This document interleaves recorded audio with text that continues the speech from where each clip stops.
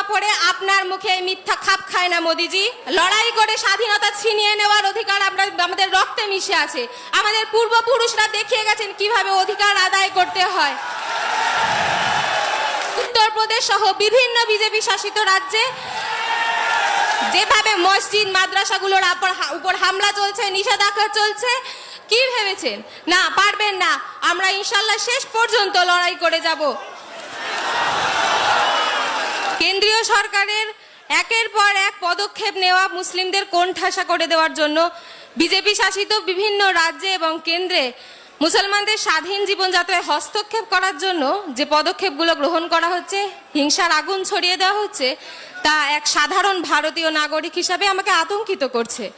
কারণ আজ আমার সংবিধান বিপন্ন, সুপ্রিম কোর্টের সুপ্রিম পাওয়ার প্রশ্নের মুখে।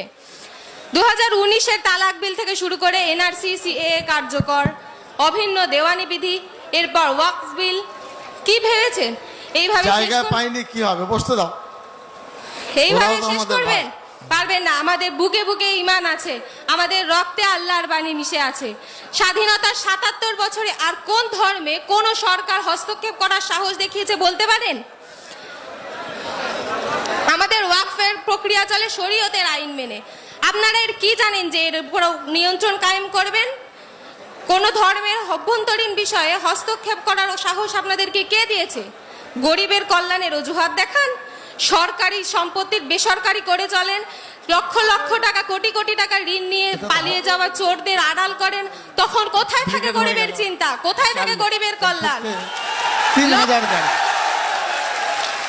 লক্ষ টাকার জামা চশমা পরে আপনার মুখে মিথ্যা খাপ খায় না মোদিজি।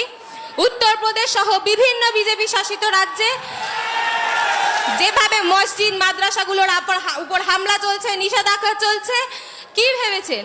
না, পারবেন না। আমরা ইনশাল্লাহ শেষ পর্যন্ত লড়াই করে যাব। সুপ্রিম কোর্টের ঘোষণাকে বুড়ো আঙ্গুল দেখিয়ে আপনারা যেভাবে বুলডোজার চালিয়ে যাচ্ছেন, তাতেই বোঝা যায় আপনারা কতটা অহংকারী। কিন্তু আমরাও ভারতীয়, লড়াই করে স্বাধীনতা ছিনিয়ে নেওয়ার অধিকার আমাদের রক্তে মিশে আছে। আমাদের পূর্বপুরুষরা দেখিয়ে গেছেন কিভাবে অধিকার আদায় করতে হয়। এক স্বাধীন দেশে ধর্মচর্চা, বাসস্থান, পোশাক, খাদ্য তালিকা, এমনকি জীবনটুকুর নিশ্চয়তা হারিয়ে যাচ্ছে।